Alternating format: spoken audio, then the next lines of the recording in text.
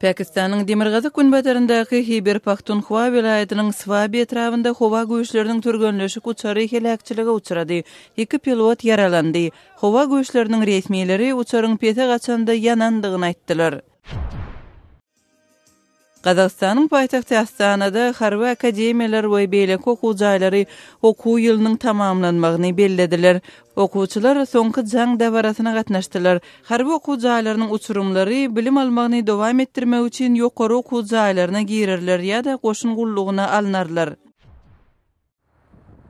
Şeýle-de Qazaqstandaky dogan gün orta Gazalorda regionuna Germaniýadan motorly barmak üçin 4800 çemesi kilometrlik ýoldan geçdiler. Bu regionda doglan Mikhail we Roman Fitterer 2-nji Jahan uruşunda Qazaqstany deportasiýa edilen etnik nemetleriň maşgalatyndan olaryň maşgalasy 1990-njy ýyllarda Qazaqstandan Germaniýa göçüp barypdy.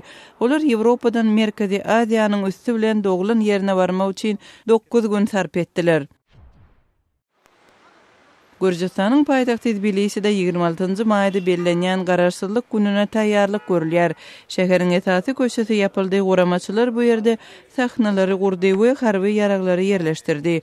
Gürjistan öz garaşsyzlygyny 1918-nji ýylda Orsetden garaşsyzlyk deklarasiýasynyň senetinde 26-njy maýda belleýär. Siz günüň täzelikleri bilen tanyş boldunuz.